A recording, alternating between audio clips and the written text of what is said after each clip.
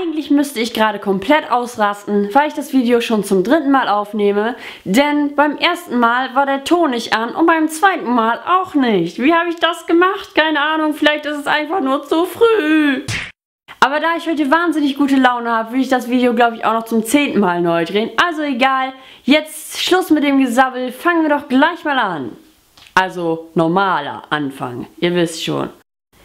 Moin Sie die Leichtmatrosen und herzlich willkommen zu einem neuen Plattdeutsch für Anfänger. Heute geht es um verschiedene Farben. Farbe heißt auf Plattdeutsch Farb und Farbton heißt auf Plattdeutsch Kleur. Jetzt nochmal zum Nachsprechen.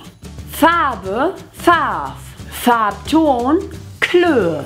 Ich werde das jetzt so machen, dass ich die Farbe auf Deutsch sage und dann nochmal auf Plattdeutsch. Wenn ihr das nicht genau verstanden habt oder so oder nochmal nachsprechen wollt, dann spult das Video doch einfach ein bisschen zurück und ja, ihr wisst schon.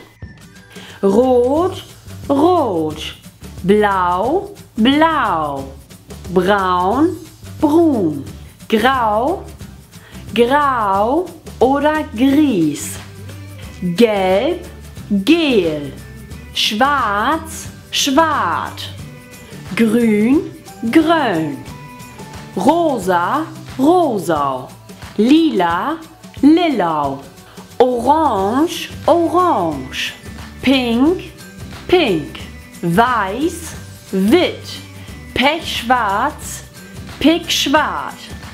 Das waren jetzt mal alle Farben, aber halt!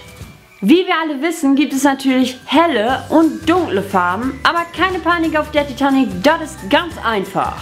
Zu dunkel sagt man auf Platt dunkel und zu hell sagt man auf Platt hell. Die Sache hat nur einen ganz kleinen Haken, und zwar wenn ich sagen möchte, draußen ist es dunkel, dann sage ich nicht für dö ist das dunkel, sondern ich sage für dö ist das düster. Also in dem Fall heißt dunkel düster. Das war's auch schon wieder. Ich hoffe, euch hat mein Video gefallen. Wenn ja, dann gebt mir gerne einen Daumen nach oben. Und wenn ihr mich noch nicht abonniert habt, dann dürft ihr auch gerne das da unten irgendwo tun. Und ja, beim nächsten Plattdeutsch für Anfänger geht es um Frühstück. Frühstück und Platt, das hätt doch was. Naja, hier oben kommt ihr zum letzten Video und da drunter zum vorletzten Video. Und dann würde ich sagen, bis anmal. Tschüss.